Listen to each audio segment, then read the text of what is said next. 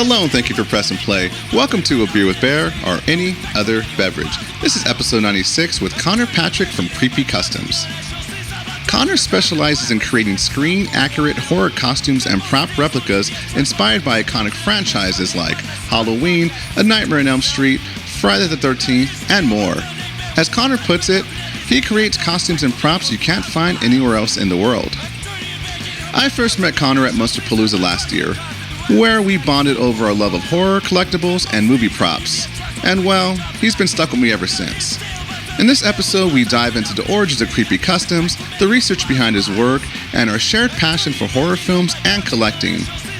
This is a visual-heavy episode, with Connor showcasing some of his latest creations and, in the YouTube version, giving us a tour of his incredible Michael Myers mask and prop collection. Be sure to follow Connor on social media.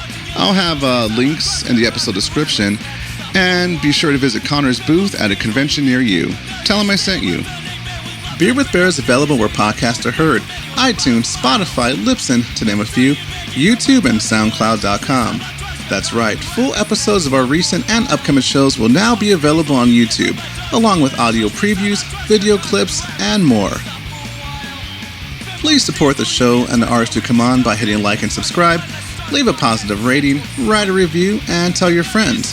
While you're at it, don't forget to like us on Facebook at Beer with Bear Pod, Twitter at Beer with Bear, and Instagram at Beer with Bear Podcast. That's right, due to some technical issues, we are no longer using the Beer with Bear Pod handle. You want to follow us at Beer with Bear Podcast. There, along with our other social media, you'll find pictures, videos, updates for upcoming episodes, and it's also the best way to contact us. We'd love to hear from you. Theme music by Chris Helking. Mixing and post-production by Ryan Miles. Thank you very much and enjoy.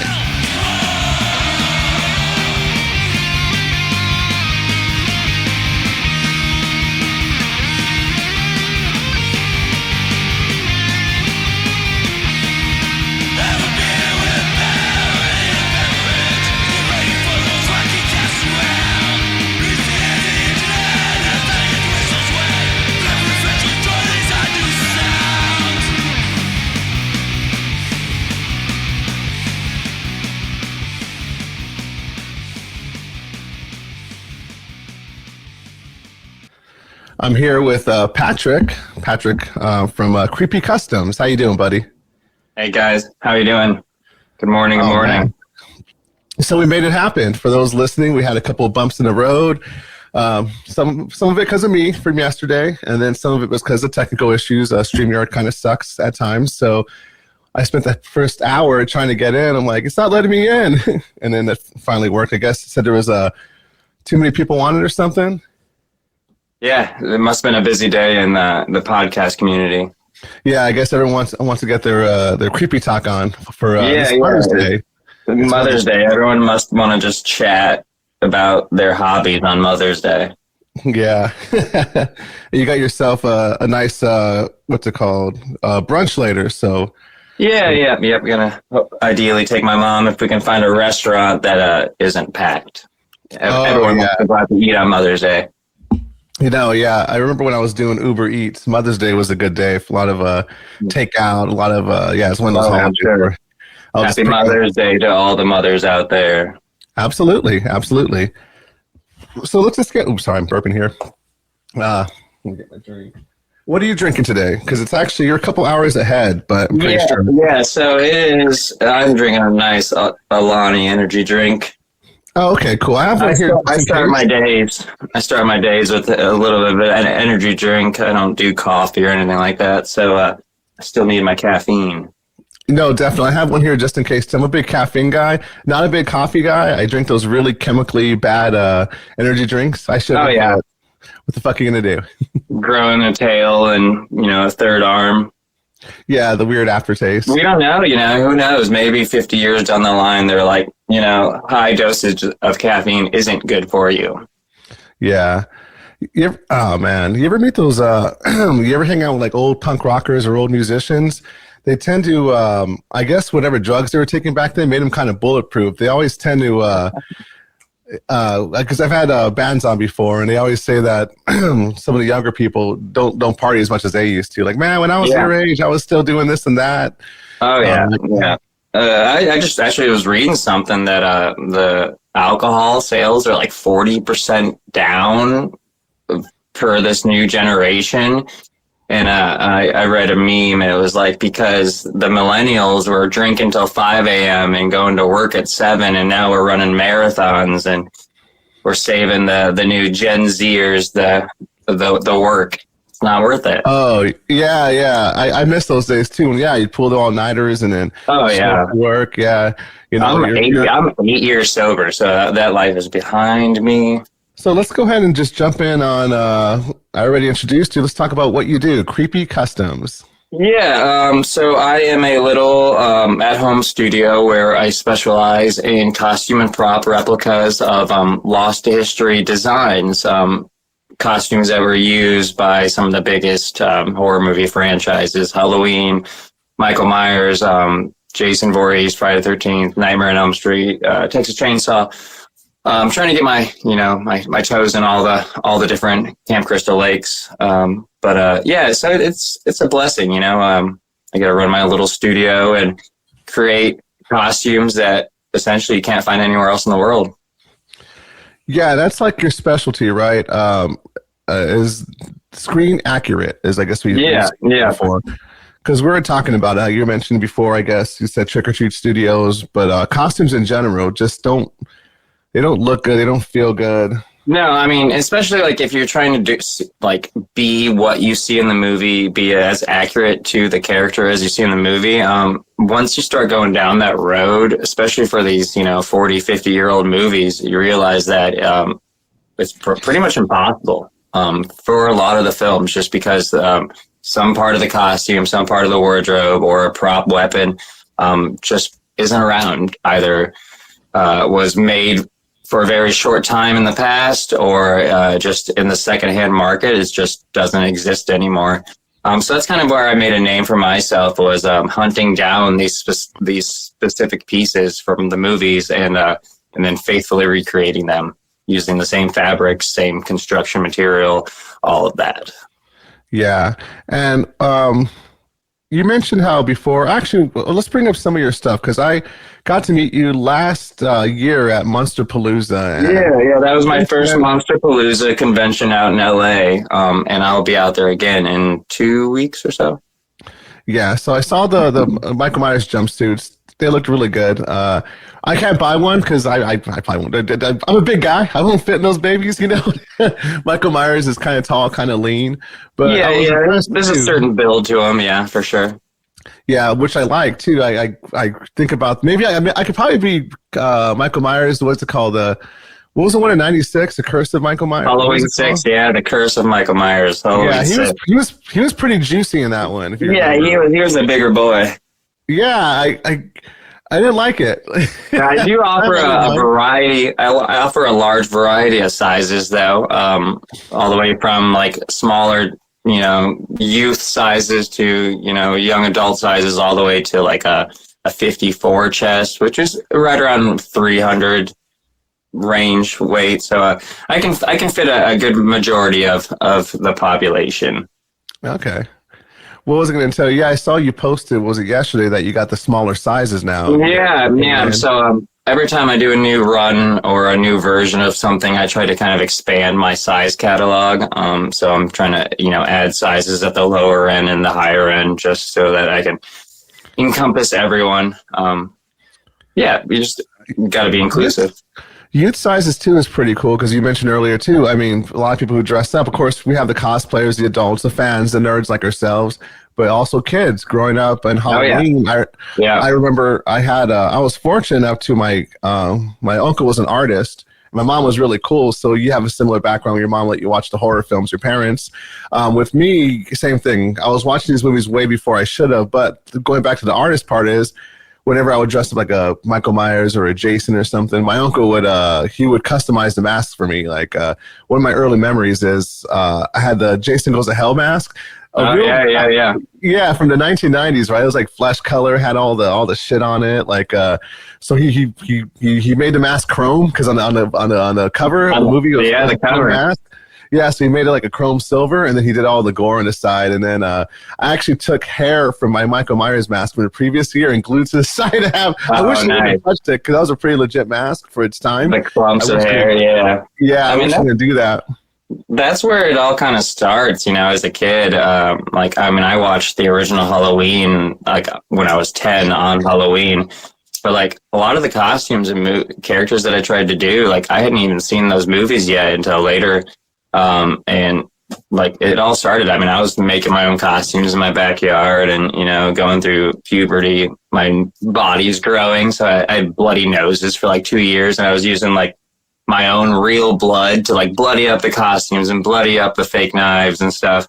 And I was like, you know, 8 years old in the backyard, just like bloody nose dripping it on my costumes. I don't use real blood now.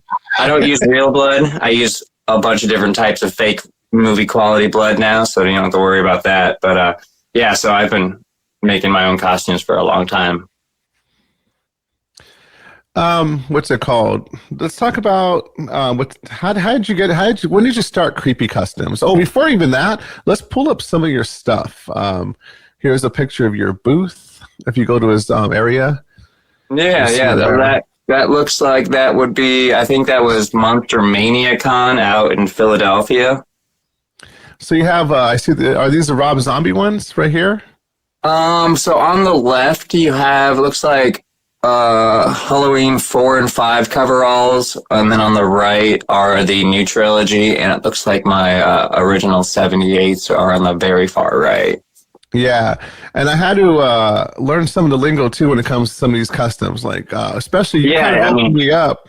You there's kind of ruined my life. Movies, and he really never really wears the same thing in any of them, other than, you know, the most recent trilogy where it's supposed to be a cohesive timeline. But yeah. He has a whole wardrobe somewhere of all of his different options over the years. And yeah, no, so not only different jumpsuits, different weapons, which is another thing you specialize in, right, too, is weapons. Yeah.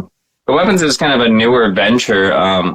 It kind of just started as trying to offer the individual knives that most people can't find. Like the Halloween 1 knife is an extremely rare and particular knife. And so I kind of just started with that one and did like a 3D render. But yeah, so I started working my way through the knives that were used and just realizing that they're all hard to find and no one really offers accurate replicas of them. So now I'm actually going to be molding the last screen used make model knife. So I will have essentially all 13 Michael Myers knives that he's used in any movie available, plus some of the extra knives weapons he used. And I'm now starting working my way through the Jason machetes, some other characters. But yeah, so it's doing prop weapons is fun. It's very meticulous, but a finished result when you have a piece of plastic that looks like real metal is pretty rewarding. So, yeah, I'm going to be kind of reorganizing how I offer my props this year. And hopefully by the middle of the summer, I will have a click to buy site where you can just browse all of my different prop weapons. And with little to no wait time on them is the plan. Yeah, because I remember when I was speaking to you, I kind of, for those listening, I kind of lingered around his booth, you know. It's another reason we're doing this podcast, too, because I always feel bad because I'm always messaging you, like, what does this mean? What's that? And I'm like, can you just come on? Because I'm going to talk to you. I have so many questions, and, like, let's just do it this way. There's a whole jargon to it, really. Once you realize that everything has its name, has its purpose, and pretty much every mask, every prop has been identified. And so the lore is deep. It's deep lore, which for nerds like myself and yourself makes it fun, because I came originally from, of course, horror. But one of the reasons I used to be into Star Wars is I still I am, but that's like the sore subject for me. Was the lore, the deep lore, the different planets, races, like different lightsabers, like I said, costumes, like every bit of like I know Star Wars history better than I know real history, put it that way, from the old Republic to the wars. And it's kind of like that too, especially with Halloween. Oh, as an example, because I could name some other movies, but Halloween with different timelines. Like, four different timelines. Choose your own adventure, man. Yeah, and so like you mentioned for that one, there's a lot of different jumpsuits, a lot of different masks. I found out about the what's it called? The the guys from the first one, the first Michael Myers, The Shape. What's his name? Nick Castle. Yeah, the Nick Castle stretch. yeah. So every actor that wore the mask has a different manipulation of the thin, store-bought latex mask.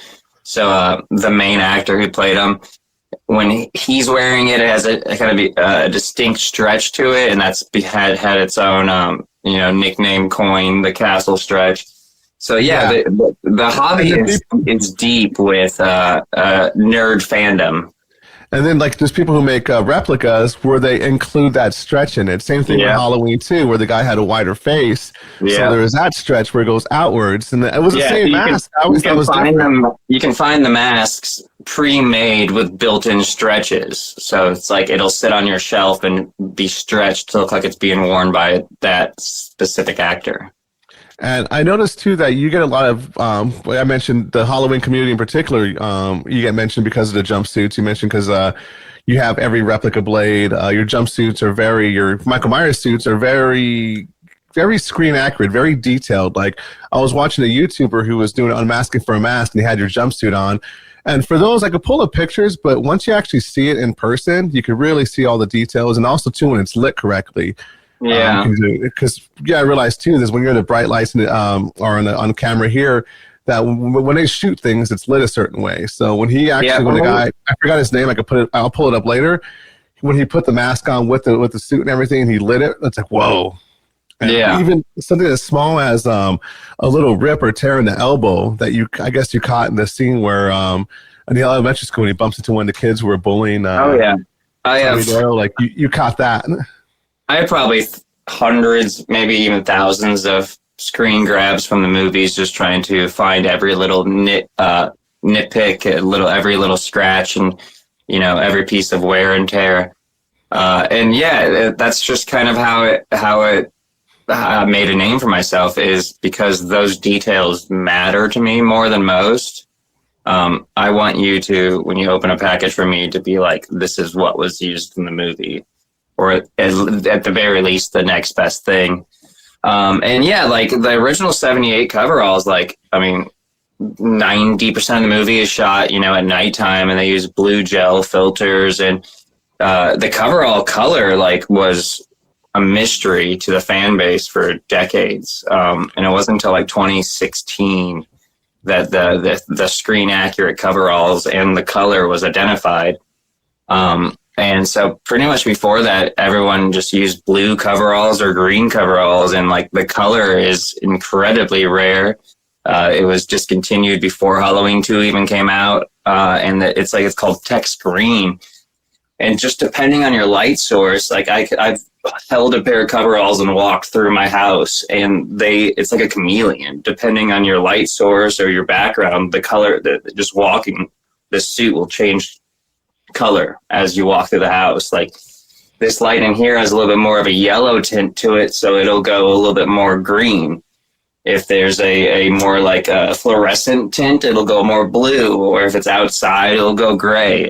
It's just a really really I'm thinking gray. When you said green, I'm like, I see gray, but and if you have any color blindness or anything like that, you would never be able to point down what color these are. And it kind of adds to the mystery of it. It's a mystery color, and you can only really find it from Creepy Customs.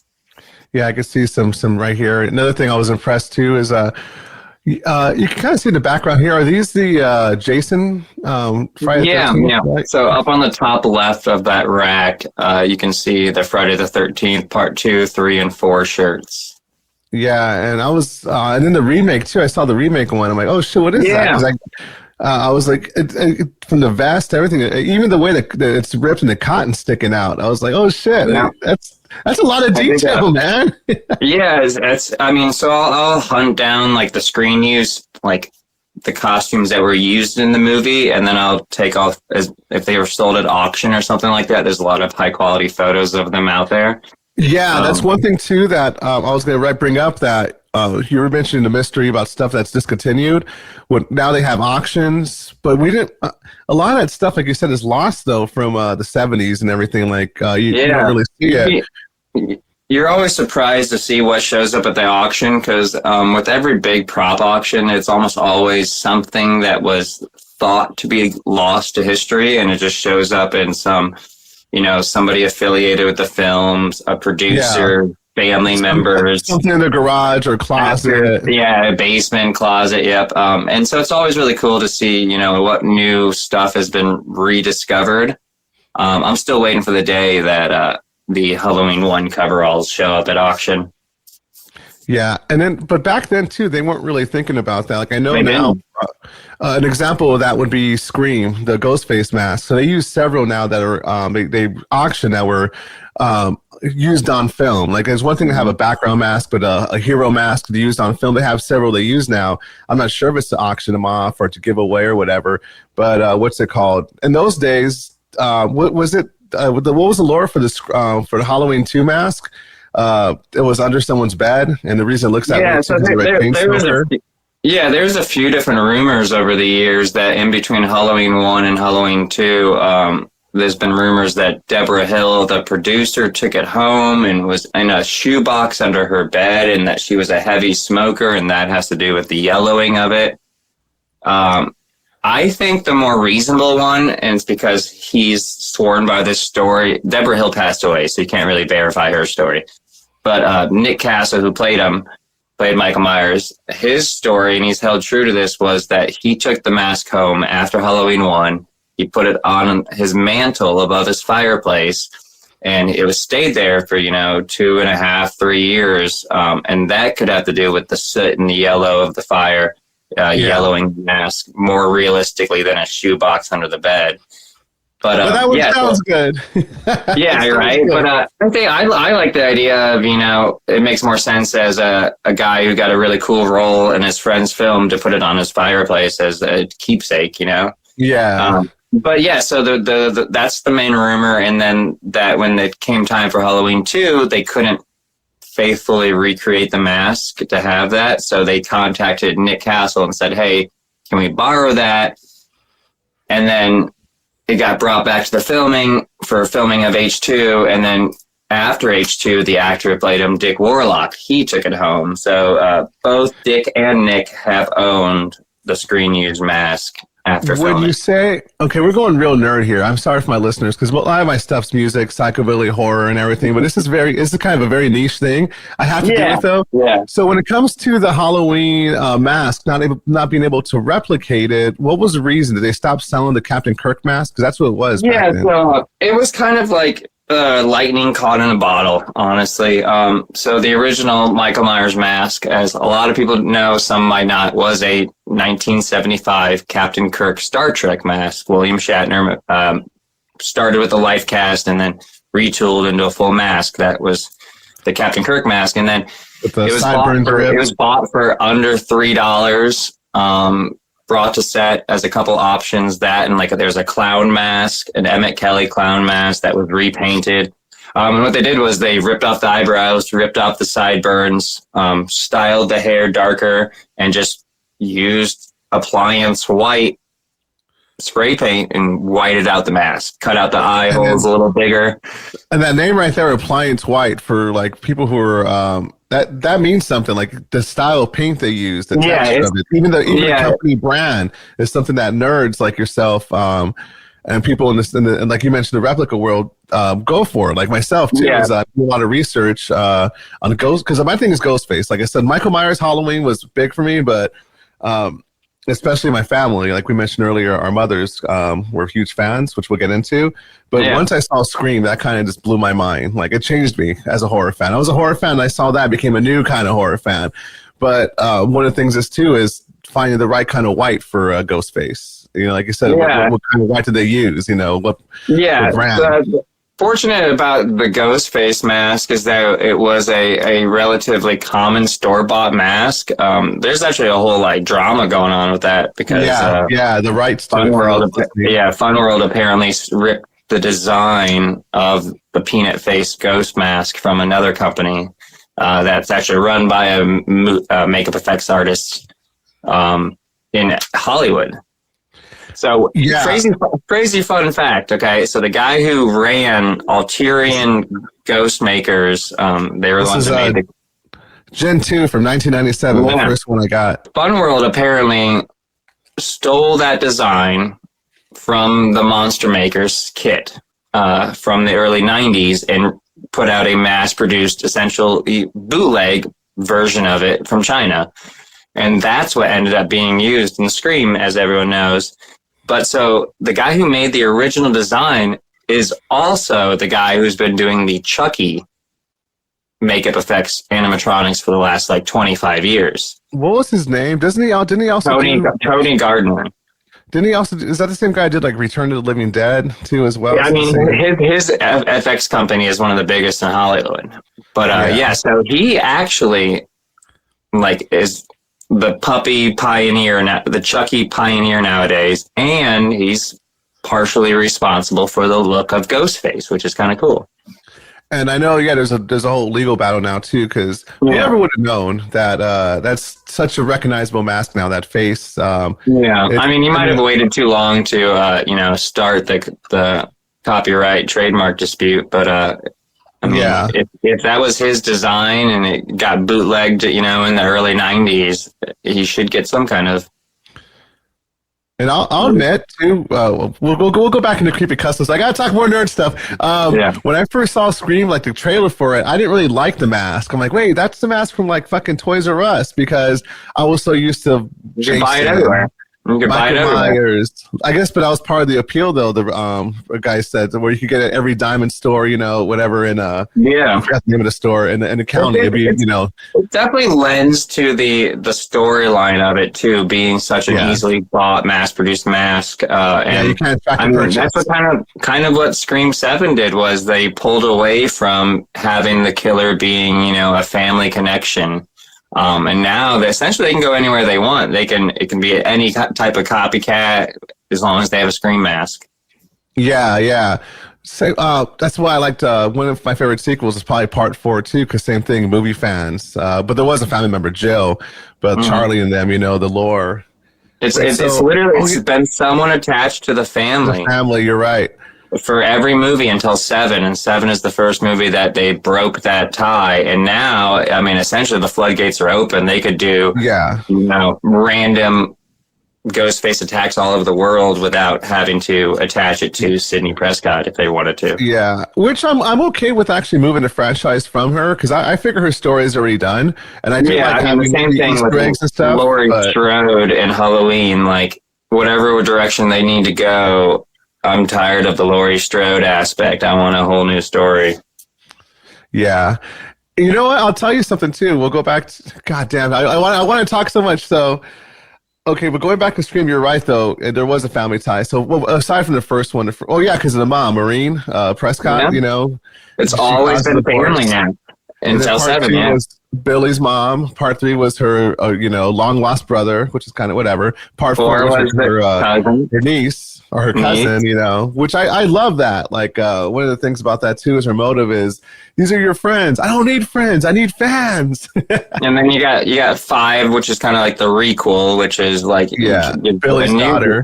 Yeah, but it's still, tied to the original, still some type of family. Yeah, and then, of course, 6 was... As it would mention, the killer's family from the previous. Yeah, which would happen in Part 2 was going for revenge. So, Seven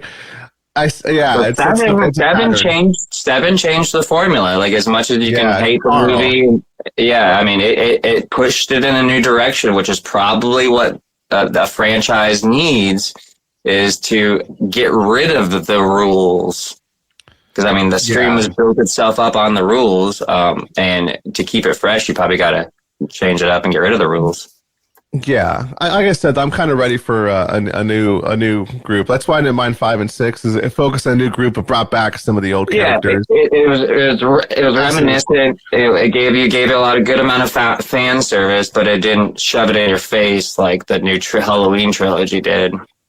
Well, I would say about shove it in your face that part 7 really kind of did that. Like one of the things I remember in the theater, I screamed, "Oh, get the fuck out of here!" out loud was when Sydney's daughter, her boyfriend came in. He's like, "I was at home watching Stab." He did this shit with his hands, and they're playing the fucking "Don't Fear the Reaper" version. I'm like, get the fuck out of here! It's the same shot, and it just seemed weird. I didn't like it.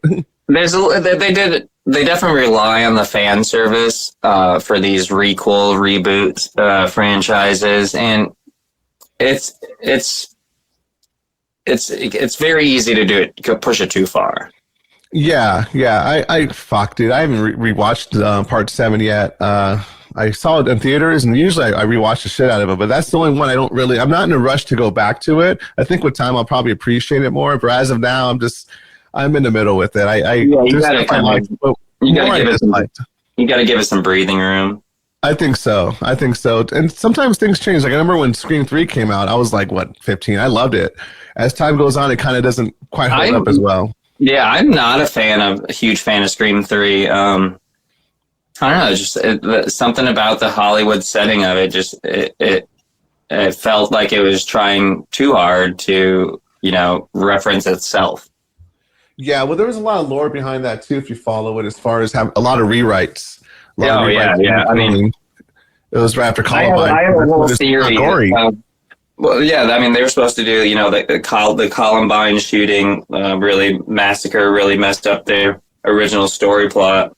Yeah, it was supposed to be Stu with his little cult, the Ghostface cult. Yeah, and honestly, I feel like they should have gone that way. Like, I have a whole concept for Scream 7 that, would have just made the movie better for everyone. You want to hear it? Oh, fuck yeah. Sorry. Briefly. No. Take your fucking time. This is what we're here for. Sorry, guys. So, all the Stu calls, spoiler, Stu calls with his face all scarred, okay? Yeah, which I loved. And that was awesome. But you remember at the end of the movie when they're going through the house and you see all the previous killers in the AI? Yeah, that's what really fucking lost me.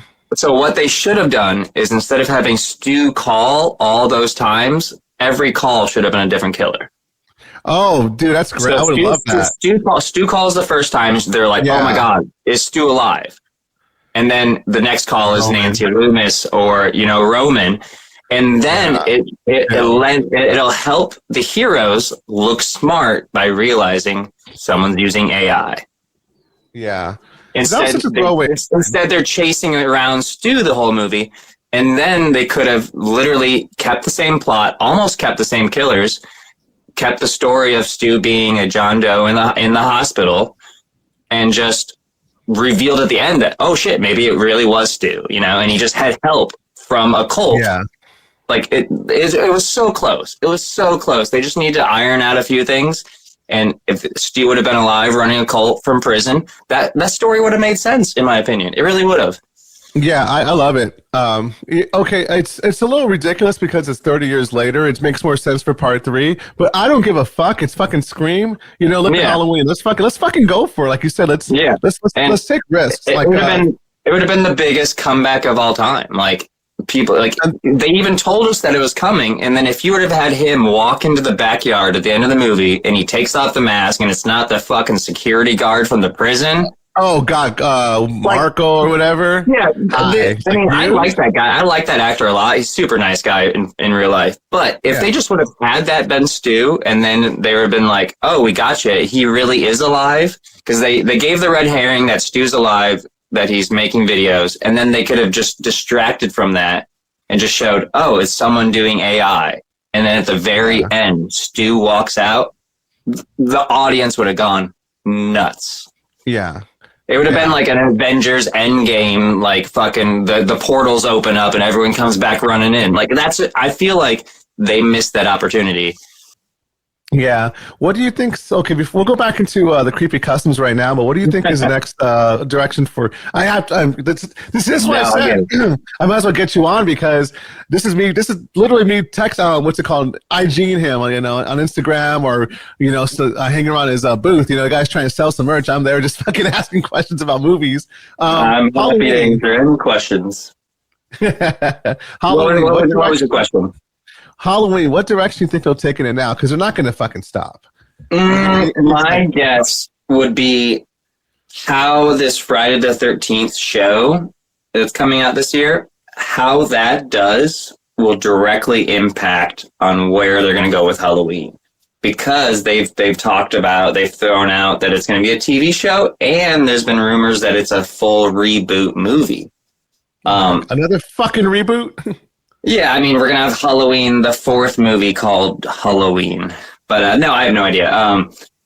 In my opinion, they should go probably a TV show, honestly, just because it's a medium they haven't done before, and it has ability to tell longer storytelling and make you care more about the characters. And that's my main thing is like, if they're going to do it differently. I mean, obviously, have Michael Myers be a focus, but it doesn't have to be the focus. I don't want backstory. I don't want to know why he does what he does. I think that if we had a grounded film or show about characters, young teenagers, young adults, of characters that we can care about, you want to care about these characters. That's what made Laurie Strode so popular, is because she was relatable and on the girl next door. So that's what we need. We need to go back to that formula, care about the people, and then kill them tragically in front of you. And that's all you need. I mean, you don't need a backstory. You don't need to know he killed his sister again, or that he was in hospital, or that. Only thing you need to know is there's a masked killer on the loose, and the people that we care about are in danger. That's the story. Yeah, anyone could go on Halloween night. That's the story. It has to be Halloween night. Yeah. Yeah. You mentioned. It should be a period piece. Honestly, it should be early. It should be 90s or earlier, and the cell phone technology needs to be limited. And imagine just like babysitters babysitting in the early 90s, late 80s, whatever, and they just see on TV that a serial killer escaped from prison and he's in your town. That's all you need. You don't need anything else. You don't need to know his name's Michael Myers, he killed his sister, he's been in prison for 20 years. You don't need to know any of that. You just need to people that you care about being hunted by a masked man. That's the story. That's what's scary, and I think it would work. All right. We don't need Laurie Strode. We don't need the familiar attachments. Just need a story of characters you care about, and you're sad to see them die. So, fun fact, the new confirmed director of the new Texas Chainsaw movie has that exact mindset for his new movie. Yeah, is it It's a guy, what's his name? Baker? I think it's Curry Baker. He's only done one big movie, and it's actually not even out yet. It's called Obsession, and it comes out really soon. I just saw the trailer for it, and it looks awesome. So I have high hopes. I got that little Willow thing in my living room right now. My roommate went to go see it. I guess he saw it was like a special screening. He gave some feedback on it. I've heard it's good. I always wait. If critics say a horror movie is good, I'm always skeptical. Yeah. Oh no, 100%. But with him too, is he has YouTube films. I guess one of the more popular one being Milk and Cereal. Like it's a found footage one. So that one I'm going to see, of course, before I go to that theater to kind of get a feel for his style. But yeah, I read an interview. I read his first interview after it was announced that he got the directing part of the new movie. And like people are like, who is this guy? Why is he getting, one of the most classic franchises ever to helm a new entry? And his response was as good as it could be. You need to make a movie about characters that you care about. And then they die and you're sad. Like that's the movie. Like that's what movies like the Halloween 2018. Like I love the movie, but it's all fan service. It's continuing a story that most people either forgot about or don't know about or have to be refreshed on. Like the Friday the 13th remake. That's how, and the Texas Chainsaw remake, both by Marcus Nispel. That's how you do it. You create a new story that feels fresh and characters that you care about. That's all you gotta do. I recently rewatched the Texas Chainsaw Massacre remake from the 2000s with Jessica Biel. That movie was fucking solid. It is, and it's reminiscent enough. It doesn't change the lore. I mean, they changed the entire family's name, and it's still a highly respected film because they made it their own, and they gave you real characters, you know. Yeah, the hippie chick they met, that scene where she's fucking wearing the boyfriend's face when he's changing she looks. It's like, oh my fucking god, that's so fucking eerie. And it has its own feel and aesthetic. You know, the original film has its own feel and aesthetic. The reboot has its own feel and aesthetic, and that's what people need to focus on: making a quality movie and not just paying homage to what came before. And keep the budget low. Yeah, and I feel like when you have a low budget, you're forced to make more creative decisions. Like the decisions are harder because you have to choose the best thing that you are going to include in your movie. When you have a multi-$100 million movie, you'll shoot the same scene 10 different ways and you have all these options. And also too, since it's digital now, not film, you know, that changes things too. Before film, you had to get the shot right, you know. Yeah, exactly. And now that everyone's just like, we'll fix it in post, you know, we'll add more blood in post and stuff like that. And I'm a big fan of, practical effects. And to do that, you have to put the trust in artists. Simple as that. Yeah. So and that's what my biggest thing is. Like, I hope that with all this new horror coming out, this new original horror that's doing really well, I hope that that's leading a trend in studios giving big IPs to people who have original ideas and thoughts and not just regurgitating what the studio tells them to do. Yeah.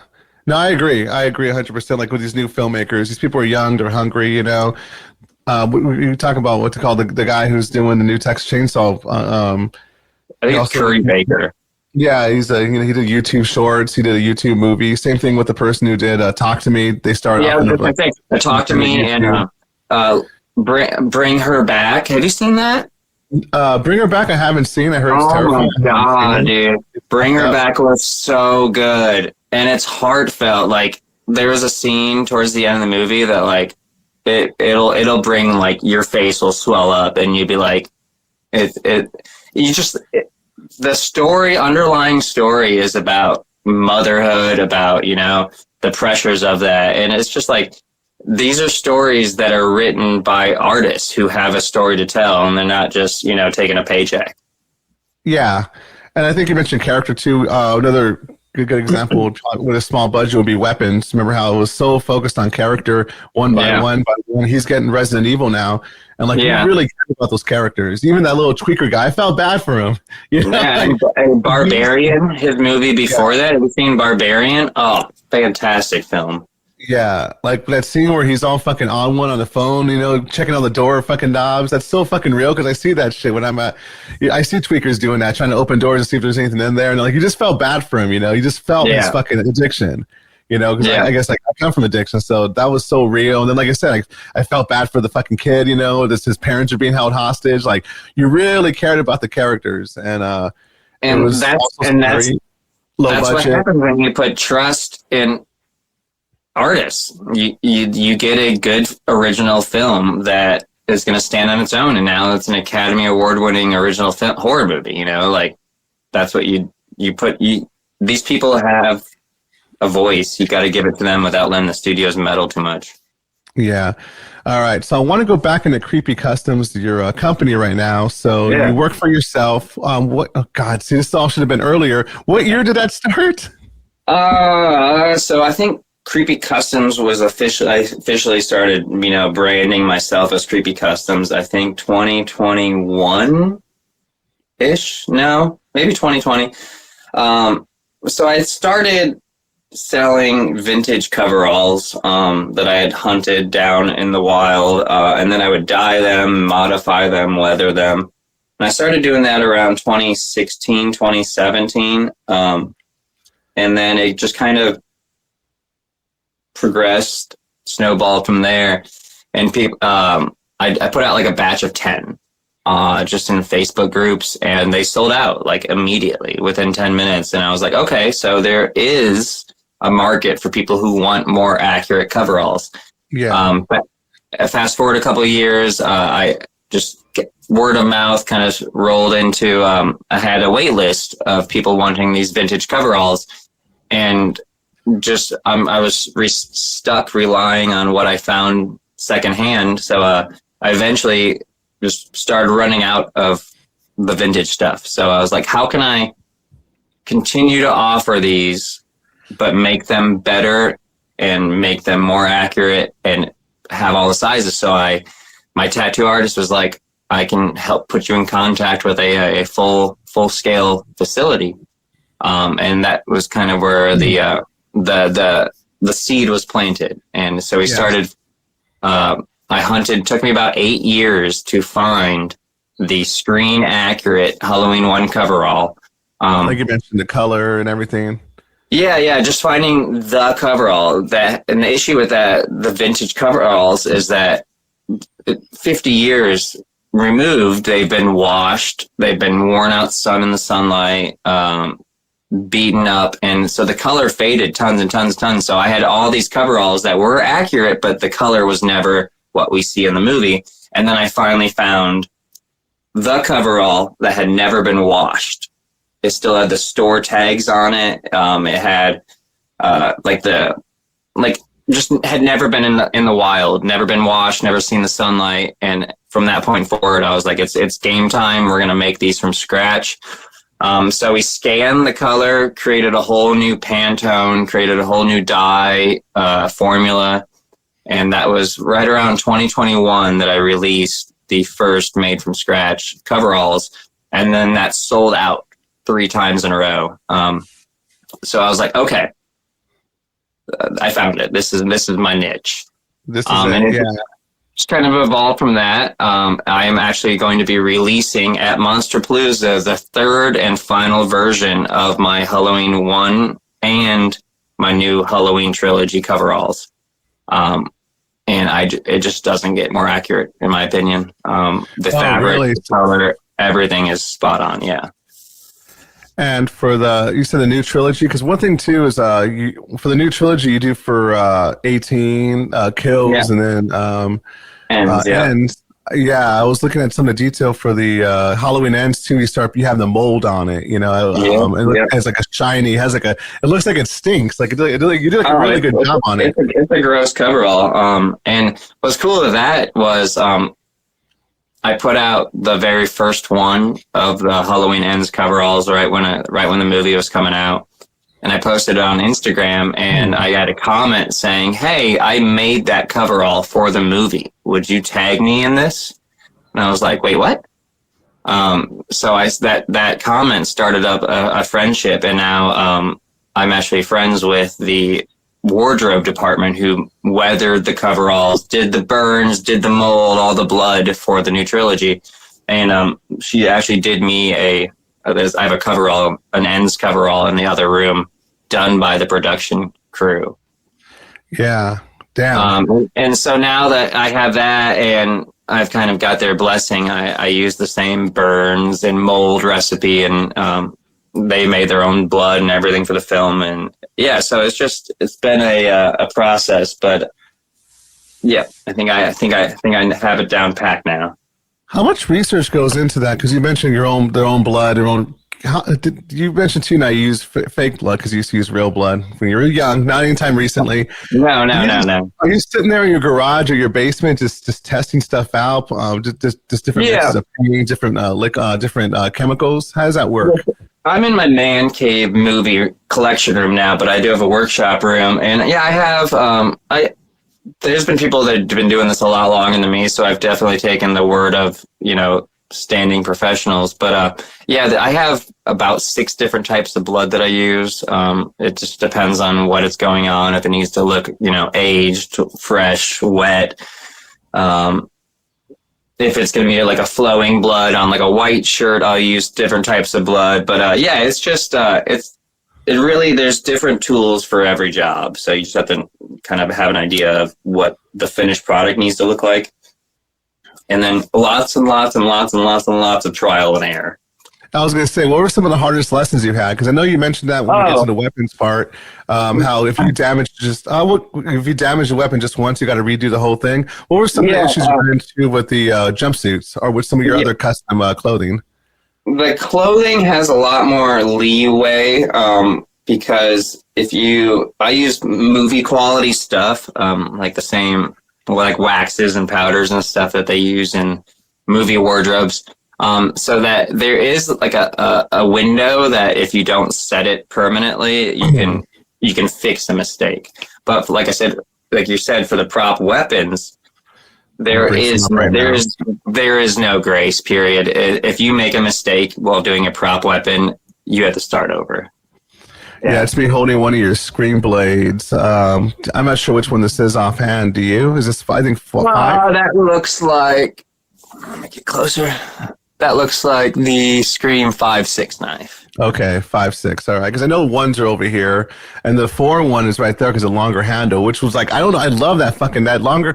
For those watching and listening, they have a weight to them, they have a feel to them. When you see them in person, just like a jumpsuits, you can really see the time you put into it. Yeah, I use a really durable. I mean, we tested a ton of different types of resin and liquid plastics and tested a bunch of different ones. And we use it's kind of a medium weight one, but once it's cured, it definitely has a little bit of weight to it, but it's really durable too. What's it made of again? I'm sorry. It's a 2-part resin. It's really durable, the one we tested. I mean, there's thousands of different types of resin out there, and we went through a bunch of different types. And we wanted one that's going to be flexible, and it's going to be durable. So, and that's how we landed on this one. And we've been using the same resin for a couple of years now. I do have something cool that I can show off for the first time. Yeah, let's do it. I was going to say too, before we go, the reason I'll get to that right now is the reason why these knives are so. You said just for the jumpsuits you made a name for yourself. You also made a name for yourself in the Scream weapons community because you said you have accurate or molds for every single movie. Yeah. So the Scream 1 knife was from 1995, and that knife is highly sought after by collectors. And I think there's probably maybe 5 out there in people's collections because it's a very hard to find knife. And then when you find it, someone generally knows that, hey, this is the Scream 1 knife and it's going to be expensive. So the Scream 1 knife was then reused in Scream 2 and 3 as the stunt knives. Scream 4, they custom made a larger blade, longer handle, more threatening knife. And then 5 and 6, they used back to the modern buck knives, but I offer all of them, and I offer the TV series version as well. Yeah, that's a buck 19, right? And these are some of your Halloween knives. So over here, these are the sitter slitters, I think are called. In that photo, there is no sitter slitters. That is the Rob Zombie knives on the left. I do have a couple of Scream. I think those are the TV series knives, the Scream knives, and then I have the Little John, Big John knife set in the middle, and the Halloween Kills knives at the end. And so when I think about Halloween and the knife, you said it's hard to get or sought after. I just think of a regular kitchen knife, but what was the biggest detail or thing sought after for the original Halloween knife? Yeah, so that knife was honestly a mystery until the prop master showed up on the original Myers forum and said that it was a W.R. Case and Sons 10212. It's the make and model. And it's a vintage chef knife from the 60s, 70s, 80s. But that, of course, they chose a very rare version of it on accident. But the knife that they chose, someone did a pretty big deep dive research into it. And he believes it's a 1969 Case and Sons knife because of the wood they used and the type of has a slight curve over the spine of it. Dang. I have yet to find one. Yeah. I have yet to find a real one. I have a couple of replicas that are really accurate, but that knife is pretty much the holy grail. There's maybe 2 out there that are truly accurate. Okay, so let me see what you were going to. Let me see if I could pull you up bigger. Yeah, there we go. Okay, so now you're bigger. So let's show off this new thing you got. You like my big body? Okay, yeah, no. One of the few knives that I have not offered yet is the Halloween Ends knife, the moldy, rusty knife. And this is a direct resin copy off of it. And the real knife that I molded to make this had real rust on it. So all the texture on it is real rust texture. And then I painted it all to look as rusty and gross as possible. But this is the prototype that I'll be taking to that convention. And then in your workshop, so how much research went into this one? You actually had the prop? Was this? Yeah, so fun fact is that before this movie came out, me and another guy were the people who actually identified the screen-used knives before the movie even came out. So I hunted down this prop knife, and then I had a friend of mine do real rust on it, and that was from my own personal collection, and then we decided to make a mold of it. So yeah, that's all. It's all hard plastic. Oh shit! And this is going to be available at Monsterpalooza? Yep. I'll have this prototype available to buy, and then I'll be taking orders on them as well. And one thing too is taking orders is a hold on, let's switch back. Is a big deal too, because when I was speaking to you in person, you were saying that you only sell them at conventions because most of my prop knives. If you've reached out online, I probably told you that they're only available at conventions, and that's just for my own sanity. I don't have the time to do all these costumes and be painting knives at the same time because the knives are very particular, like I mentioned. So the plan is I'll be taking some orders at Monsterpalooza, but that's the best way to get prop knives from me because you can take it home then. But as of the last couple of weeks, I've been training someone to take over the knife painting for me. So the plan is that by summer, you'll be able to just go to my Etsy and see the entire catalog of all my props and be able to just purchase it there. And then you're going to make, you said, since the Scream 1 knife is the most sought after, at least for that blade, that one and Halloween, right? Those two are going to be more available now for people, right? You're going to make more of them? Yeah. So for the Halloween 1 knife and my Scream 1 knife, they're definitely my best sellers. And I am going to be partnering up with the facility that does my coveralls, and we're going to be producing these in bulk, meaning that I'll have them on hand ready to ship with little to no weight at all. And also being that I can mass produce them, I'm producing hundreds at a time. I'll be able to drop my prices on them. So my 2 biggest prop knives will also be now my most affordable. Nice. Yeah, because they are a premium price. I noticed that. Like I said, I would have bought one, but I bought a lot of autographs that weekend, so I even told you, sorry, dude, I can't. That's for sure. And yeah, all the props, like I said, the ones that I make in-house, they do garner a higher price point, just because the resin that we use is not a cheap resin. It's very durable. And then the paint is like, almost $30 to $35 per ounce. Yeah, and I do want, because you said these newer ones are going to be a little bit lighter in weight, you said? Yeah, generally, but I haven't got the prototypes in hand. I have seen photos of them. They look wonderful. So I'll have to, I'll know once I hold it, the exact type of resin that they're using. But yeah, I would say it's probably going to be a little lighter weight than my current made one. So are there any other announcements you have for Palooza aside from the weapons? So the coveralls, you said you got the Halloween 1, all different sizes, super accurate. Is that going to be ready too for Palooza, the new version? Yeah, so my version 3 of my new trilogy and 78s and that new knife I just showed. There's a few other things that I will be releasing at Monsterpalooza for the first time.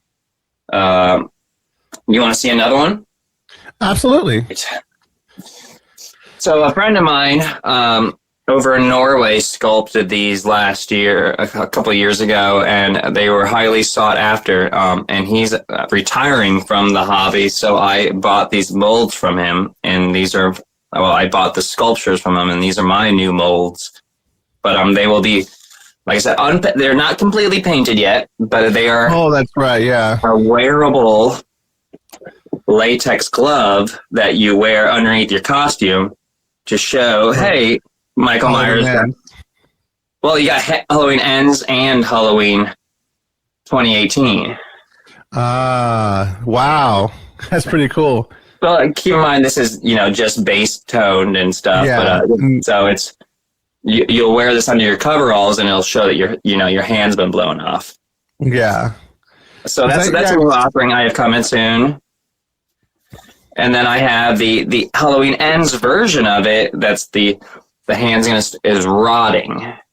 So it's starting to heal. So I'll have the fresh blown off, and then I'll have the Halloween Ends rotting healing version. Like I said, these are only been base tone, no details added or anything like that. But these are new offerings that I'll have at Monsterpalooza as well for the first time. Beautiful. Okay, let's hold on. Okay, so before you got into Creepy Customs, you said you were working like a regular job, a construction worker, right? Yeah. Yep. I was painting buildings all over the country. And then let's see. Tell me about how you even found horror. Like, how do you found this community? Oh, yeah. So I've been a horror fan since childhood. I grew up on the original Universal Monsters and all that stuff. And then my mom showed me Halloween, and that kind of, planted the slasher craze. But yeah, it started with, doing my own costumes and stuff like that. And then I would say I had a big movie collection. So I had tons and tons of movies as a kid. And I had some like action figures, and I had my own masks. But it really started working at a Halloween store. It'll probably age me a little bit, but the day Rob Zombie's Halloween remake came out, my buddy and I were driving over to the theater to go see it, and we saw a Halloween store, bringing the boxes in, putting up the signs and everything like that. And we were like, if they're still there after the movie, let's go see if they're hiring. And fortunately, they were still there, so we stopped in and they hired us on the spot. And my buddy and I essentially took over their mask department and their like makeup department. So that was the things that we were really into at the time. And that store for about a decade was known around our area as having the best costumes and props and makeup department, because we're horror fans, and we kind of pushed the ordering towards what people would want. I see. And that kind of instilled, hey, they don't make accurate costumes. Yeah. Because I was opening, I was there year one that Trick or Treat Studios started selling their Halloween masks and stuff like that. So I was unboxing those for the very first time they were ever released, and I was like, this is really cool. We have good Myers masks now, but there was still no good costumes. And over the next couple of years, I started doing makeup for a haunted house locally, and so I was doing costumes and makeup for them. And the owner of the Halloween store actually let me start selling some of my own costumes at the store. I had my own little rack of jumpsuits that I had made, completely inaccurate, but just real jumpsuits with better fake blood on it and stuff like that. And that kind of just, doing it all by scratch. I was out on the street, wearing the Trick or Treat Studios mask, holding the Halloween Express sign saying, come into the store, come into the store. And it really went from working in the Halloween store to doing haunted house makeup. And that's just kind of where I was ingratiated into the costuming world. And then I wanted to do a halfway to Halloween party, and I wanted to be an accurate Michael Myers, and then couldn't find it. Yeah. I was like, where, like, how do people do accurate Michael Myers? So I was in a couple Facebook groups, and then I just started browsing around, and I realized that no one knew what he wore, the knife, and all that stuff. So it was just slow, gradual, natural process into kind of finding my own little niche in the world. Yeah.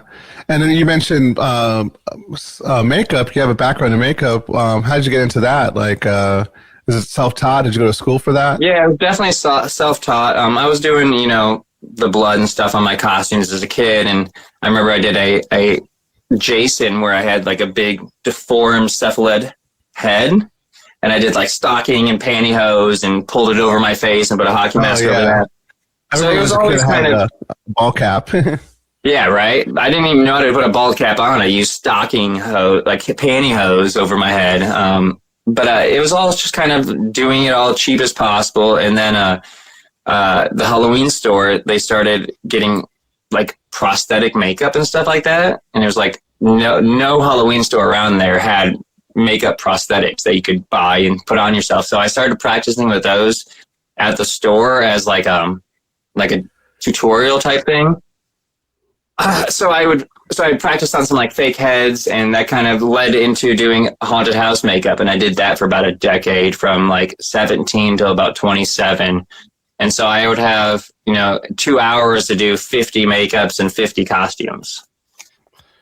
And when was the point where you just decided to, because this is a big deal when you go into business for yourself, you have, you said you're painting. I'm pretty sure you made decent money doing that. It's hard work.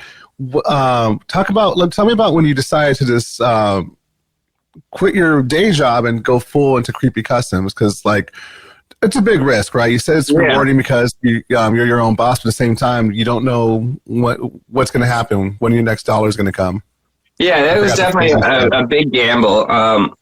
COVID had happened, what was happening, and I had my daughter, and I was taking off,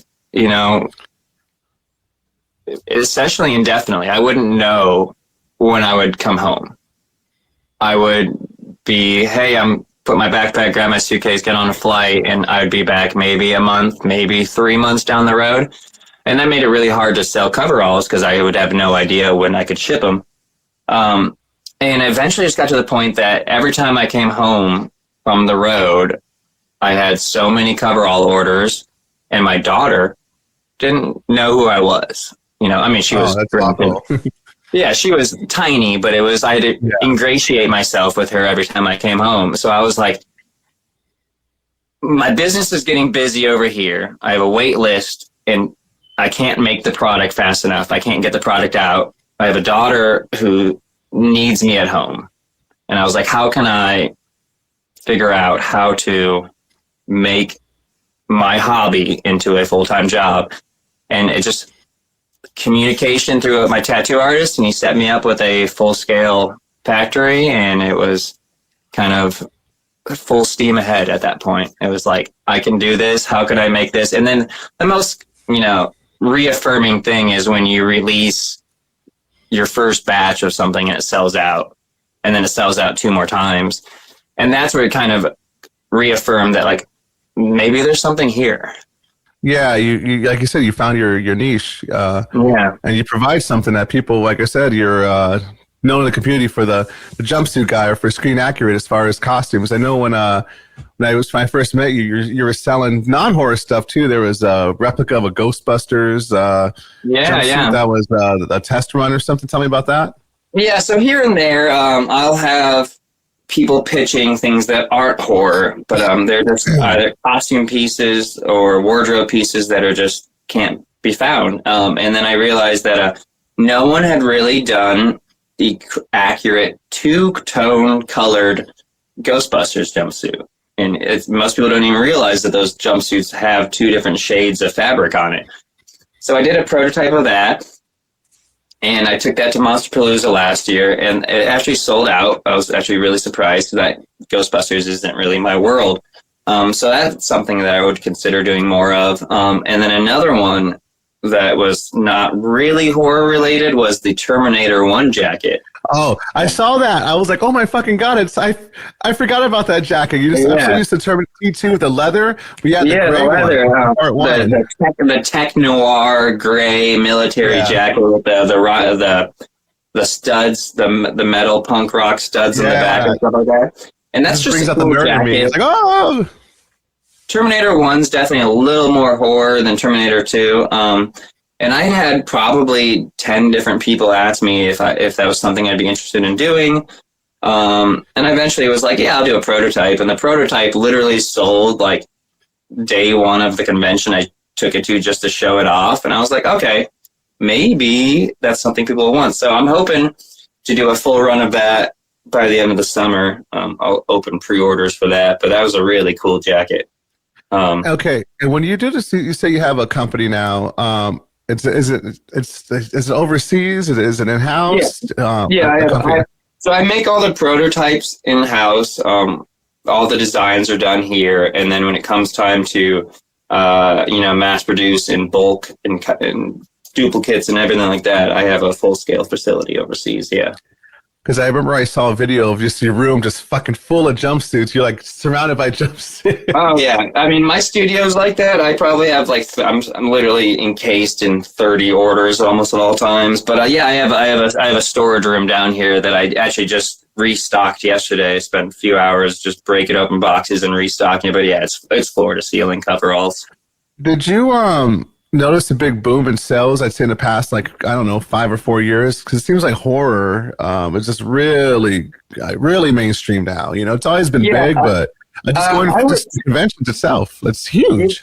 Conventions are definitely huge, and that's been a really nice market for me to get into. But yeah, horror is just getting bigger and bigger and bigger. I mean, I would say I would credit The Walking Dead to a lot of it. Because they came out in 2010 and really made, horror and gore mainstream, even for people that weren't really big into horror. So I would definitely say that pushed the mainstream narrative towards horror a little bit, because it kind of was everywhere. And then all the reboots and everything, it's bringing all these eyes back to these franchises. And at the beginning of the franchises, you can't find those costumes, so they end up finding their way to me. Yeah, hell yeah! I was asking if you're going to do any Scream rows, but you said that market's already kind of. There's a few gentlemen that really do some great work there, and it's more of a respect thing, because if someone can really master their craft, I see no point in trying to either step on their toes or compete. Yeah. And that's just out of respect, because I mean, I'm sure that those dudes, do it to feed their family, and just out of respect. There's a few things that I probably won't touch on, because I think people probably will do it better than I could. And okay, so I know you have a massive collection, right, of Michael Myers masks. I got a lot of crap. I know, because you sent me a picture of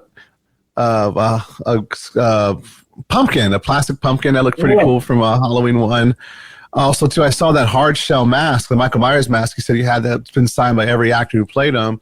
What are some of your other favorite pieces? Ooh, I have some screen use stuff.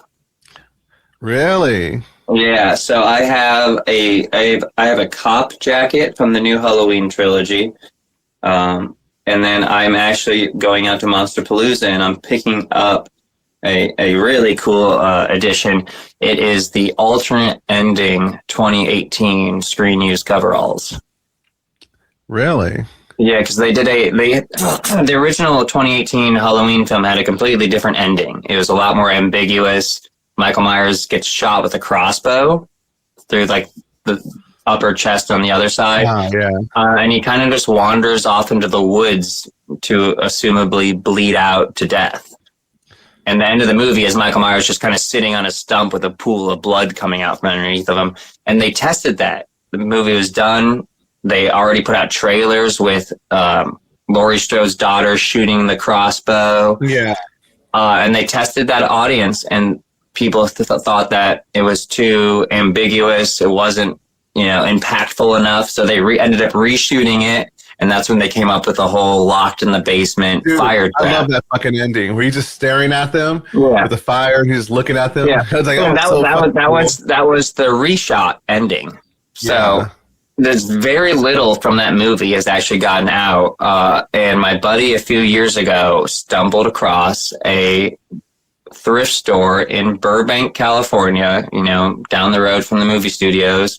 And he found a rack that had pretty much all of the police officer jackets from the whole trilogy, and then there was an entire rack of gray coveralls. That's that's my area too. I'm in the San Fernando Valley, so Burbank's like 30-minute drive for me, 20-minute drive. On Magnolia Boulevard. I've been to the store. Oh, okay, yeah. Have you? Yeah, that whole area is like horrored out. I love it. If you're ever in LA, go to Burbank, Magnolia, walk down that street. Tons of horror stores. Oh yeah, horror pizza, fucking horror shops. Mm-hmm. Wayne Toth owns 2 horror stores on the street. But anyways, that guy called me. He called me on Facebook. He's like, "Hey man, you would know better. You would know better than anyone." I'm at a store, and he sent me a photo, and I was like, fucking buy everything on that rack right now. I know what store you're in. That store only gets movie production clothing. And I was like, buy everything on that rack. If you don't have the money, I will send you the money. Buy everything. And he did. And he, fortunately at the time, sold me 3 coveralls and the police jacket. And the 3 coveralls, one of them is really an important piece because it had the very first test of the burns for Halloween Kills on it. And there's a little production tag in the bottom. It says burn and soot test. And then the lady who did the wardrobe confirmed that that's her handwriting, that she made that tag. She practiced burns on this coverall. So I'm keeping that one forever. And the other ones were just like backup, production copies that were never screen used, weren't weathered or anything like that. And then the one coverall that my friend found that would not sell was a bloody, dirty, in the blood stains on it, there was leaves, there's dirt stuck in it. And I was like, man, the fact that there's dirt and leaves stuck in dried blood tells me that suit saw some action. And he sent me photos of it, and I was like, that's the alternate ending suit. That's the crossbow. The crossbow bolt goes through the entire suit. The entire side of the suit is covered in blood. And I was like, that's the alternate ending suit. And I would have been so stressed out when it comes to shipping. Like, okay, package it in this. He was good about getting everything else out to me safely. But he reached out to me a couple weeks ago, and he was like, do you want to buy this alternate ending suit? And I was like, here's my money. Take it. So when I go out to Monsterpalooza, before you finish this sentence, the fucking money was sent already. Yeah. Yeah. I was like, what's your PayPal? No. So when I got to Monsterpalooza, I'm going to be picking up a screen used coverall. Nice. I got to see that baby in person then. Yeah. Shoot me some photos. Remind me, I have some photos behind it. But back to your question. Sorry about the long story. No. Like, I don't even know how I'm going to edit this because, like I said, there's so much in there to movie talk. Because typically movie talk comes after, but I just, fuck, dude. Like I said, this is I have so much fun doing this. Like I said, whenever you podcast, it should be something you're passionate about. I could talk horror and like psychobilly and stuff like that for hours. So this is, it's we're an hour and a half, but like, we're just getting, we got to go to brunch soon, but. Other collectibles, I have the Halloween pinball machine. Like the full spooky pinballs, the full solid steel cabinet. Oh, okay. What else? How about your mask collection? Because I know I saw some of your posts. You have a lot of masks. Do you have any? So I'll do a quick little. Ooh, this is what I want. Hell yeah. So I have the full. I see the eyebrows for fucking what's it called? Halloween Resurrection. Oh yeah, down there. For the eyebrows. Yeah. So I have a full, the new trilogy up top. Yeah. And then I got 1, 2, 4 at the bottom, And I got 5 over here, 6, 7, 8 at the bottom. I have Rob Zombie's masks up top over here. Yeah. And then these are pretty much all the rare action figures and collectibles. I see the autograph one too right there. Oh, next to that pumpkin. Yeah, and there's actually that one's autographed, and there's the one behind it that has no autographs on it. Okay, let me see that autograph one with the Myers. Yeah, so this is probably I could probably sell everything in this room other than this, because I got this all signed in person. I like them. It's like those plants. Those are like you could buy those like any Halloween store, but I like the mold on them. Those little it's a Shatner life cast, and it's never gonna rot. It's never gonna get warped. It'll hold the signatures. They're not gonna bleed. What's the story on that orange Myers mask there? Yeah, so the orange one is my buddy Marshall sculpted this. This is a solid resin like stretch mask essentially. Yeah. And it's a resin casting. I just love the orange, so I kept it orange. But yeah, this is the PCS Collectibles life-size 1-to-1 Myers pumpkin. Yeah, I want to get that. Are those still available? I think you can get it from like Big Bad Toy Store or something like that. I think PCS themselves sold out. But I'm pretty sure you can get it at like Sideshow or Big Bad Toy Store or something like that. And then I was talking about how I guess they're coming out with the steel books for the Halloween series. You said you have your own? Yeah. Of course it's custom. Everything's custom. Everything's got to be custom. You got the custom bug. If anyone is a physical media collector, they know that a lot of the franchises don't have the same owners for every film. So it's very hard to get a box set with all the films in it because there's different production companies, own the rights to those films, and it's hard for them to get together. So there's an indie artist on Etsy who essentially creates aftermarket box sets, and then you fill it with the discs from the official releases. So this is my Halloween 1978 through Halloween Ends in one box. And did you have to fill it yourself, or did it come with the discs? So you have to put the discs in it, but every case and every slip case is completely custom made for the movie. Ah, I see. So there's all new art. That's some great artwork. Yeah, and he took art from all different mediums, from shirts, from everything, some original art, and then he creates essentially a new box. So I'll just pull out the Halloween 3 just to show you.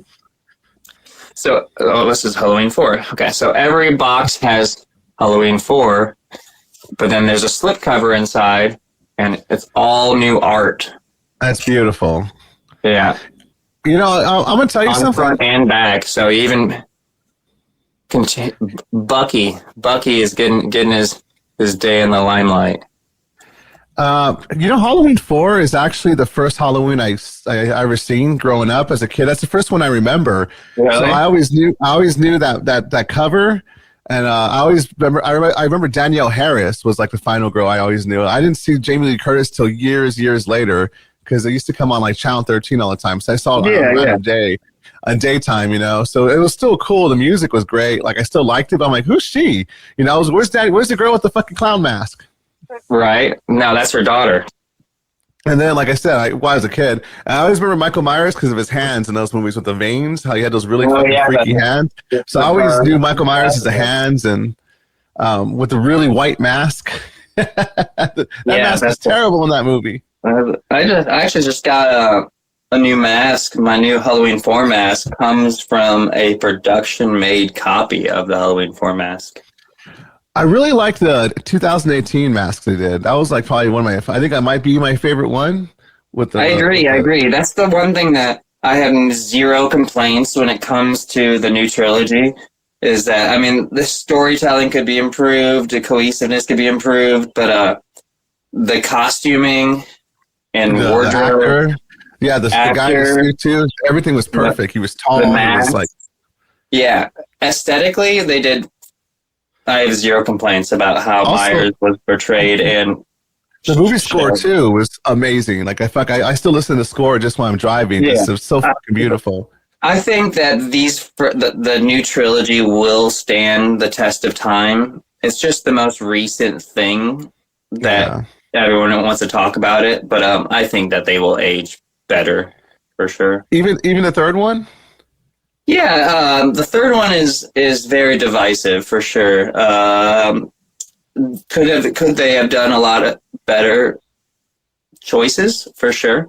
But yeah. I still think it's almost more of a Halloween movie than Halloween Kills. Oh, I see.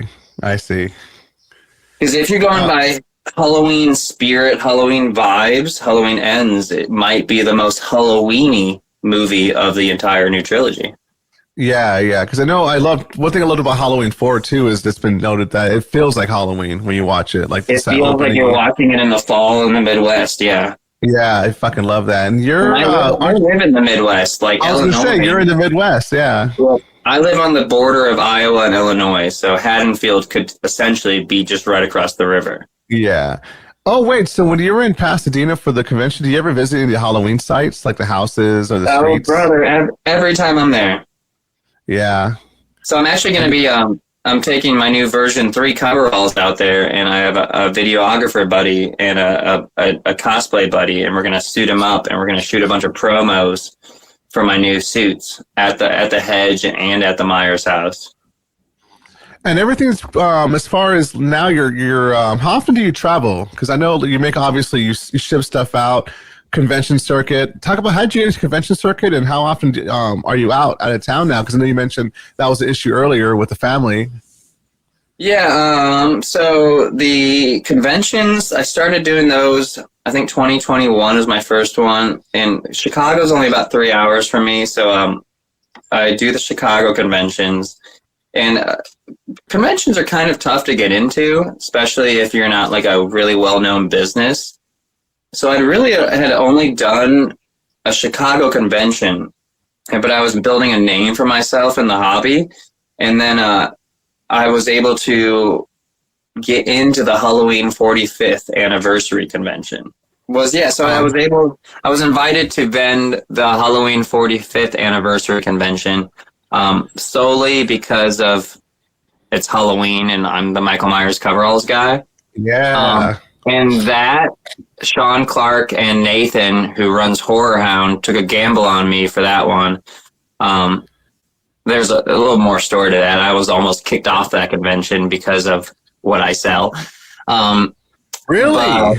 Yeah, I don't want to go too much into it, but okay. Yeah. Like they were told that that they should have reconsidered me because I don't have the official Halloween trademark licenses. But I sell Michael Myers coveralls, but they aren't Michael Myers coveralls. They're replicas of vintage coveralls that were used in the movies. So I think that there's a little legal thing there because I never really advertised that it's Michael Myers coveralls. They're replicas. You have different names for them, right? Yeah, they're replicas of the vintage coveralls. But yeah, so I did that one, and I took that convention. They took a gamble on me, and pretty much from after that, that was a kind of I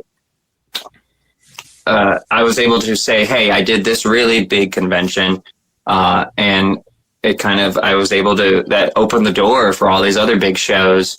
So now I'm doing Horror Hound, which is top 5 best conventions in the country. If you ever get a chance, go out to Horror Hound. That is just a beautifully run convention front to back. Is that Texas? No, that's Cincinnati. Oh, okay. They do 2. They do Horror Hound in the spring, and then they do Horror Hound and Mask Fest. It's like 2 conventions in one in the fall. And then I know there's I want to check out that Scare Dice one in Florida if I ever make it out. Yeah. That one always looks really cool. Yeah, there's Florida and Texas are the 2 markets that I want to get into next. I've done Monsterpalooza now. I'm hopefully doing Son of Monsterpalooza. I did Monster Mania out in Philly the last couple of years. Have you done Creepy IE in LA? No. The only conventions I've done out in the west, on your side of the country, is Monsterpalooza, excuse me, and the Halloween 45th. Oh, and here's the thing too: if you do Son of Monsterpalooza, that one's in Burbank, so Yeah, you know. yeah. And if Yeah. we're out of town too, I'll take you to some tiki bars. That's kind of a thing Oh, we do cool. too. I came out for Son of Monsterpalooza, I think 2022, just to go attend, and that was a really cool show. So I'm hoping that I get invited back. This will be my second Monsterpalooza in a couple of weeks. But yeah, I do that. I do Flashback Weekend Chicago, Horror Hound, Monster Mania. So it's every month or every couple months, I would say, I'm on the road. Yeah. Oh, the reason I brought up a tiki bar too is because they have non-alcoholic drinks. That's why I frequent. Oh yeah. They got great, I still go out bar hopping and stuff like that. Yeah. I like the vibe. I just don't need booze. Yeah. Oh no. Yeah. You don't. There's music. There's still people. You're the designated driver, so everyone gets safe. Oh yeah. Forever stuck as the DD. Hold on one second. But a lot of times I do that, but they always pay me to do it though. Like instead of buying an Uber or something, they'll have me go, or they'll call me, hey, what are you doing? Because I have weird hours. I'll be up late at night. They can pay me in friendship. Yeah. No, pay me in gas. Fucking LA. It's fucking expensive out here. But it's true. I am not looking forward to that drive because I have to drive my truck out there with all my racks and product. And, no fucking way. I forgot to bring it up. So you travel.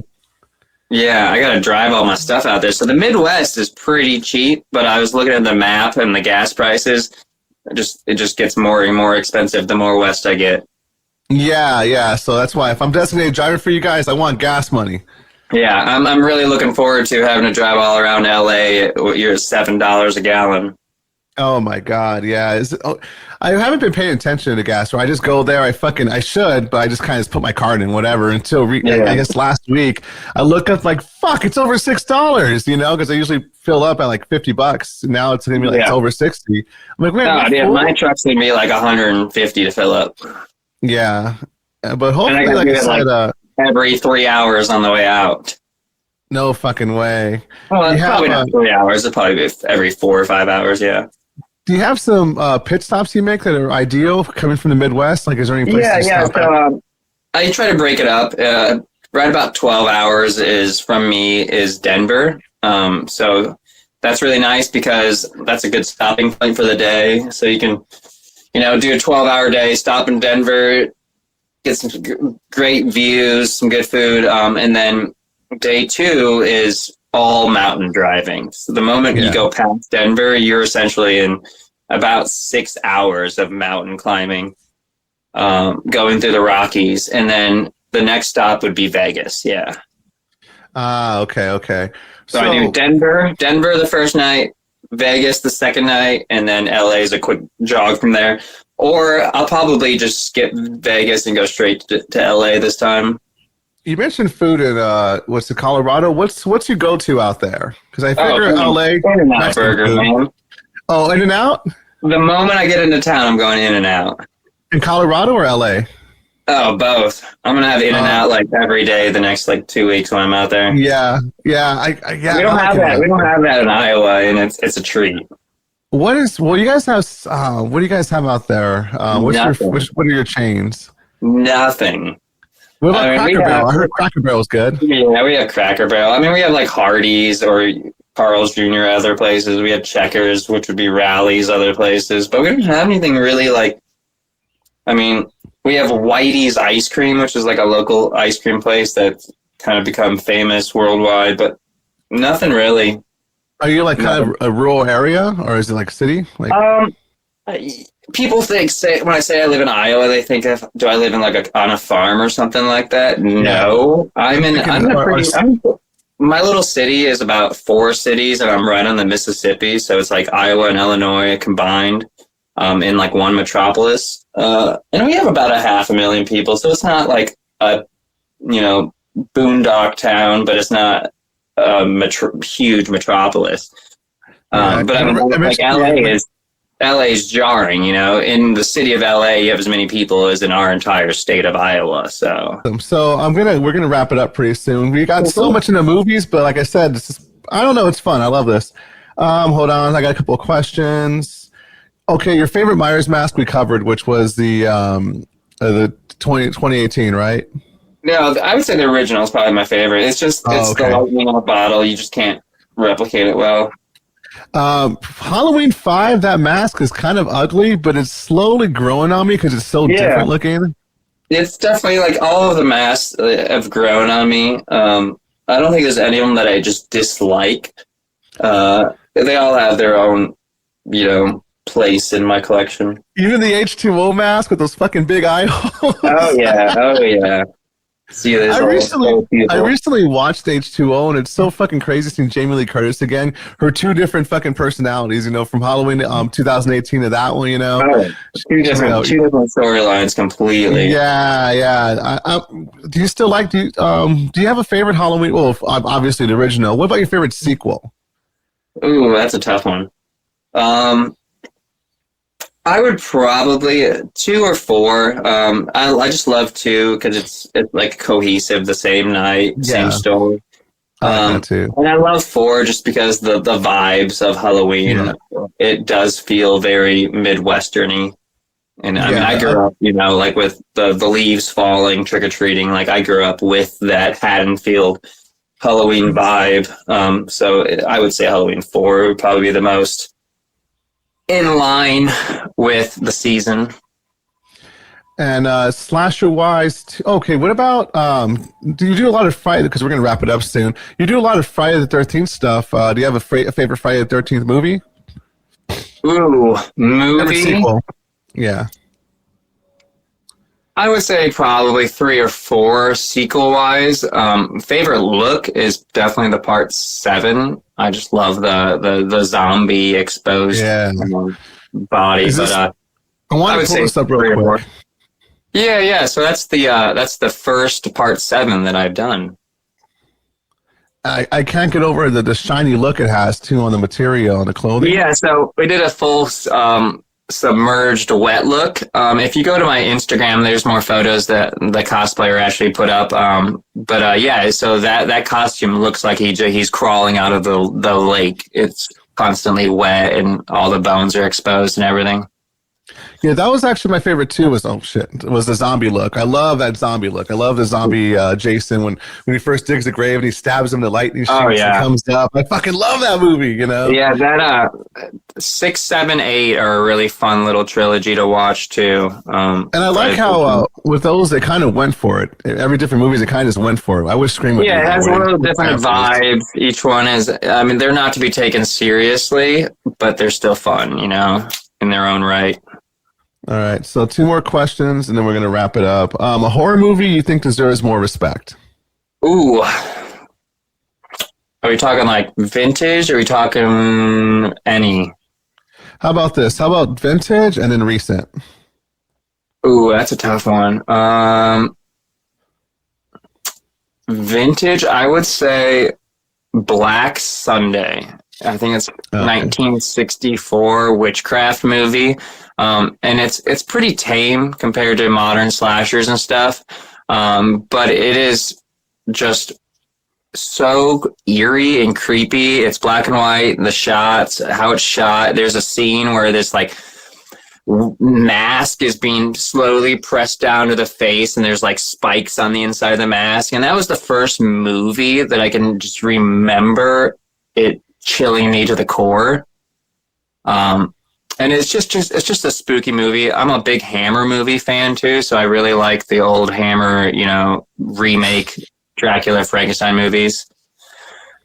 Modern horror that doesn't get enough, The Final Girls. Oh, I like that one. Have you seen that one? When they get stuck in the movie? Yeah, they get stuck. I love that fucking movie. Dude, that movie came out and went under the radar, and not enough people have seen that movie. It is so good, funny, heartfelt, not really scary. Heartfelt.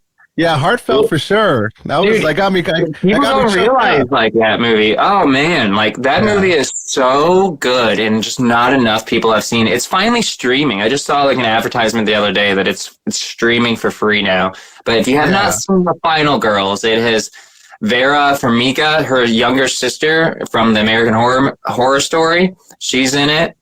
It has Adam Devine from Workaholics and the Pitch Perfect movie. Yeah. He's like the horror expert. Yeah. He's the douchebag camp counselor.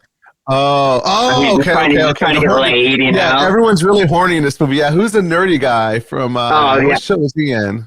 I can't remember. You got the curly hair. The tall, skinny guy. So this quick synopsis: it's horror fans get sucked into a Friday the 13th-esque movie, Pleasantville. Remember Pleasantville? But they are horror fans, and they've seen this movie 1,000 times. They know every line, how everybody dies. So it's them trying to survive the movie. And I don't want to ruin some of the connections, but The Final Girls. If you haven't seen that movie, go watch it today. Yeah. Well, I mean, it's in the trailer. The heartfelt part comes from one of the girls who's stuck in the movie. Her late mother is an actress in that movie. So she sees her mom, but her mom's, and it's the final girl. She's like, sleeping around like she's just to watch her mom get killed in the movie. And it's like, I don't want to ruin some other stuff, but there's some heartfelt story points in that movie that are excellent. No, it was great. And even that, it's not a super serious movie, but they made some good connections, and that's what horror movies need. They need you to care about the characters and want them to survive. Yeah, I like the ending too. It left it open for a sequel. Oh yeah, that movie needs more love. Okay, is there a franchise you haven't touched yet that you would like to, as far as your customs? Ooh, that's a good one. Honestly, I've kind of dabbled in all of them now. I have Freddy sweaters, Scream knives, Friday the 13th clothes, Jason, Hellraiser maybe, but there's not that would be a really tough one to do.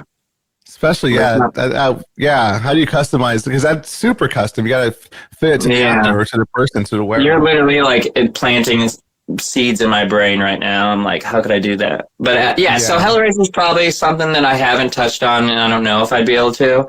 But most of the big franchises I have my fingers on. Okay, let me see. I guess this kind of goes with the franchises. Any dream project you still want to tackle, like something that you quite haven't figured out yet as far as a custom to make? I guess Hellraiser would be one, but is there another one? Yeah. I want to figure out a way to make removable blood on prop. I want one prop that can be bloody and clean.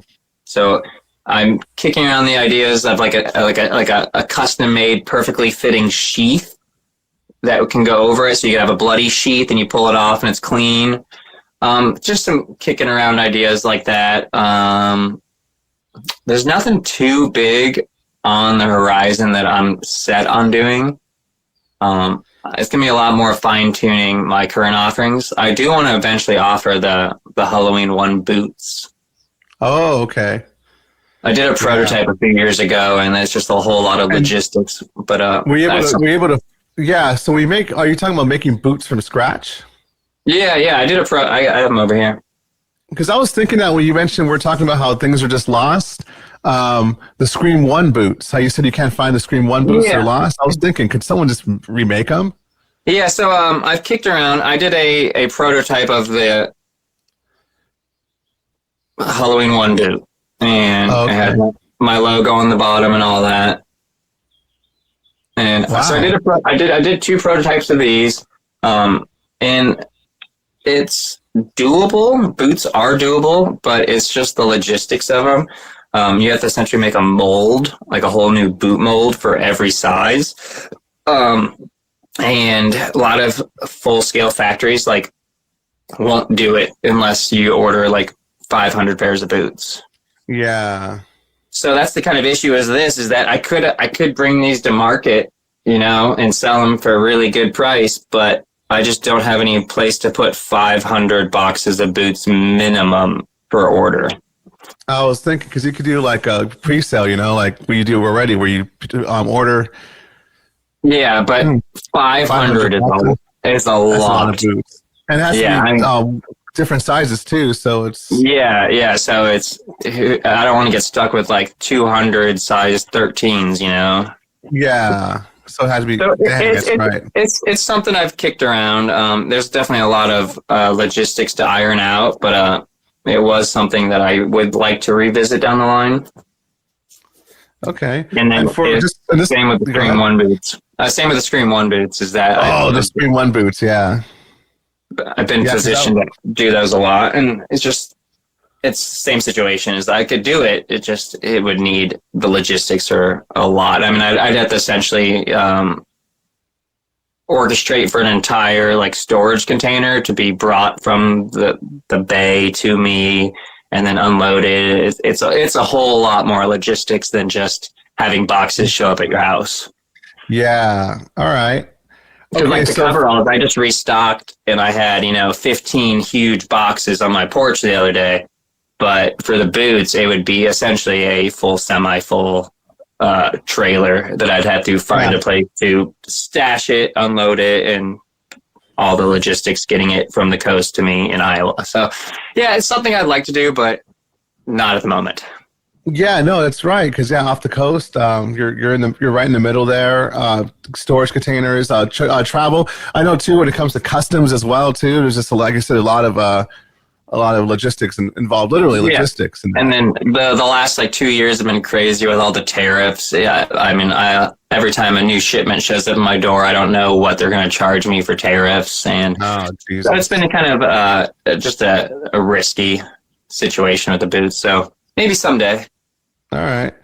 And then just for myself. So, Palooza, what are you going to have offered for knives? Because you said the Scream 1 through 3 is not going to be available for this convention. What am I buying for you that weekend? I will have some Scream knives for sure. I don't think I'll have any Scream 1 knives. It's possible. I'll have to check what I have left over from the last convention. But I'll have a good majority of my prop knives. I definitely should have some Scream 5, 6s and the Scream 4s, I believe. Yeah, because I for sure want a 1 or a 4. Either one will work for me. The 4 is completely custom made and only available. Well, I mean, they're all only available from me, but you can't find the 4 in a lot. Yeah.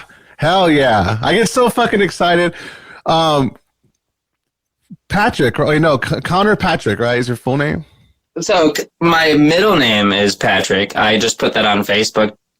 So okay. Don't creep. Connor, yeah, just. Okay, Connor, Creepy Customs. All right, Connor, This has been fucking amazing. Like I said, thank you so much for doing this. So we're almost at 2 hours. Like I said, we kind of I didn't realize that we were tab for so long. Yeah, well, once you start going to movies, it's like it's both a passion. Man. No, it's a passion that you tapped into. You're doing, like I said, from what I've seen, you're doing very well. People love your work. I love your work. I look forward to seeing you in a couple of weeks, and I look forward to what comes next as far as out of Creepy Customs. Appreciate it. I appreciate the chat and the kind words. And catch me out on the road at a convention near you, or say hi on the interwebs, Facebook, Instagram. And I do have options to be purchased direct on Etsy. Okay. Anything for your future customers or current customers or fans of you that you would like to say? The world is a weird place, and we all have our own different likes, opinions, hobbies, and if yours doesn't line up with someone else's, respect theirs and hope they respect yours. And just be more respectful. That's the one thing I feel like the world is losing is respect for one another. And so if your opinion doesn't line up with others, just leave it at that and just show respect and be good people. Be good people. That's that's dead meat, right? They say that? Yeah. I don't know, maybe. I think so. All right, so be good people. All right, Connor, thank you so much. This is Beer with Bear with Connor from Creepy Customs. Be well.